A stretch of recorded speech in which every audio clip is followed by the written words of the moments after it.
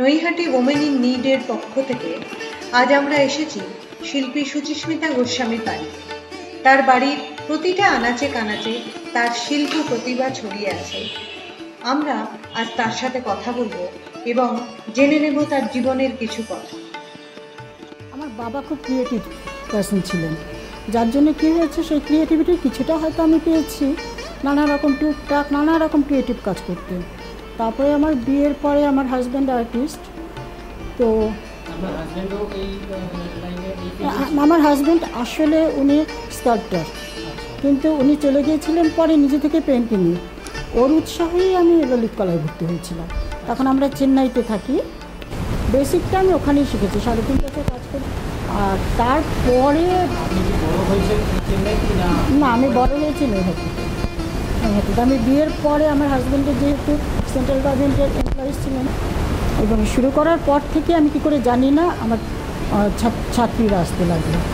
আস্তে আস্তে আস্তে আস্তে প্রচুর ছাত্রী পেয়েছে, মানে কাশ্মীর টু কন্যাকুমারী কিছু বাদ যায়নি, বিদেশিও পেয়েছি। ছাত্র না, ছাত্রী, শুধু ছাত্রী। এবং তারা কেউ মানে সব যে কলেজের স্টুডেন্ট তা না, কেউ ডাক্তার, কেউ জার্নালিস্ট, কেউ হাউস বাঙালি অবাঙালি নানা রকম। ওইখানে আমি যখন ওদের কাজ শেখাই তখন রেগুলার সেই 10টা 5টা কাজ করার মতো করেই কাজ করেছি। তাছাড়া বাইরে গেছি ডেমনস্ট্রেশন দিতে। ওখানে একটা এনজিও আছে, এখনও নিশ্চয়ই আছে, পরম্পরাতে অনেক দিন করেছি। ওই বছরে 2বার করে আমার ডাকতে ওখানে করেছি। সেন্ট জোসেফ স্কুলে করেছি, আরেকটা কি স্কুলে করেছি। যার জন্য আপনার সাথে কথা বলছি, যে প্রজেক্টটা এটার নাম হচ্ছে আই মিন্স বিজনেস। আই মানে আমি মানে আপনি, যে কোনো মহিলা, আমি মানে বিজনেস।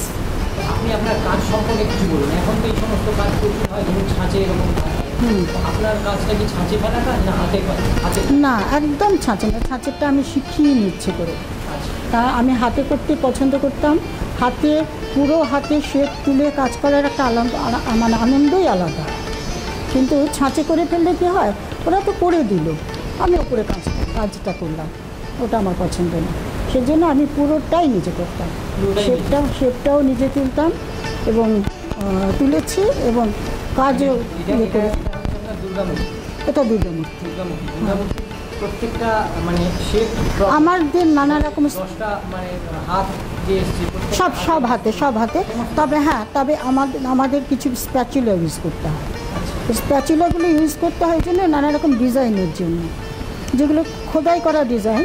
যেমন এইগুলো স্প্যাচুলা দিয়ে নরম মাটিতে চাপ দিয়ে করতে হয়। কিন্তু এগুলো এটা হাতে, এটা পুরোটা হাতে। যেখানেই দেখবে এই যে উঁচু কাজগুলো, এগুলো সব হাতে। এই সমস্তগুলো সব হাতে। কিন্তু এই যে কাজগুলো, এই যে ছাপার মতো যে কাজগুলো, যে কোনো কিছুতে দেখাচ্ছে আর ওইখানে যেটা দেখো, ওখানে কিন্তু স্কুপ করাটা হচ্ছে আমার স্প্যাচুলা, স্কুপিংটা। কিন্তু এই যে কাজগুলো, এগুলো সমস্ত হাতে। এইগুলো সব আমার স্প্যাচুলায় করা, কিন্তু এইগুলো সমস্ত হাতে, সব হাতে। শুধু ওপরে একটু ডিজাইন করার জন্য আমাদের স্প্যাচুলা দরকার হতো। তাছাড়া যেটা দরকার হতো, শেপটা আনবো, যেমন এই যে হাতের শেপটা আনবো, হাতের শেপটা করলাম, তারপর স্প্যাচুলা দিয়ে একটু কেটে একটুখানি বের করলাম। এইগুলো তোমার স্প্যাচুলা, কিন্তু এটা কিন্তু পুরোটাই হবে। এবং এটা হলো, আমি শিখেছি হলো মানে তোমার ভেতরটা ফাঁপা থাকবে, আর কয়েল করে জিনিসটা উঠবে। তারপরে তোমার এগুলোকে রাখতে হয় 2 মাস 3 মাস রাখতে হয়। গরম যদি খুব গরম পড়ে, যেমন এই যে ওয়েদারটা, এখানে আমি 1 মাস রাখলেই শুকিয়ে যাবে, কিন্তু বর্ষার ওয়েদারে আমাকে 2 মাস 3 মাস রাখতে হবে।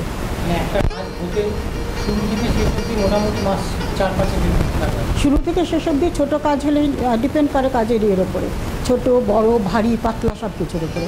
ছোটো কাজ হলে ধরো 1 মাস আমি কাজ করা থেকে শুকনো পর্যন্ত 1 মাস, তারপর পোড়াতে দিয়ে দিলাম। তারা পুড়িয়ে হয়তো 2 দিন সময় নিল কি 4 দিন সময় নিয়ে কাজে এক একটা কাজ মানে কমপ্লিট করতে আমি যেটা নিই অন্তত 1-1.5 মাস সময় নিই। কেউ অর্ডার দিলে 1-1.5 মাস সময় নিই। এখানে এসে যখন আমি কাজ শুরু করলাম, প্রথম দিকে আমি পারিনি কাজ করতে, আমার হাজব্যান্ড অসুস্থ ছিলেন, অনেক দিনই পারিনি। তারপরে যখন আমি শুরু করলাম, আমার ওপরে আমার ননদ থাকে, আমি ওকেই বললাম যে আমি তোকে কাজ শিখিয়ে দিই, আমার সঙ্গে কাজ কর। ও রাজি হয়ে গেল। তারপর এখানে আমি যে কাজগুলো করেছি সমস্ত কিন্তু আমি আমার ননদ দুজনে মিলে। এখানে কাজ আমার একা নেই। এই তোমার এই যে এখানে যে ইয়েটা মাস্কের যে ইয়েটা দেখলে, ওটা কিন্তু আমার ননদের কাজ এবং আমার কাজ, দুজনের কাজ। তাছাড়াও এখানেও আরও টুকটাক আছে যেগুলো, সেগুলো আমার কোনোটা আমার ননদের, কোনোটা আমার ননদের কাজও আছে। আর তাছাড়া আমি এখানে কারো করে শেখাই এখানে না। এখানে আপনি এত আপনার স্টুডেন্ট, আপনি বললেন মানে কাশ্মীর টু কন্যাকুমারী স্টুডেন্ট ছিল, সেটা এখানে এসে আপনি বাংলাতে এসে আর শেখালেন না কাউকে কেন? বাংলাদেশে শেখালাম না প্রথমত, ঠিক দেখো এটা তো মফস্বল। কলকাতা হলে আমি স্টুডেন্ট পেতাম। আমারই একজন স্টুডেন্ট, সে এমনিতে আর্ট কলেজের ছাত্রী ছিল, কিন্তু টেরাকোটাটা মানে স্কাল্পচারের না, যার জন্য ও আমার কাছে স্কাল্পচারটা শিখতে এসেছিলো।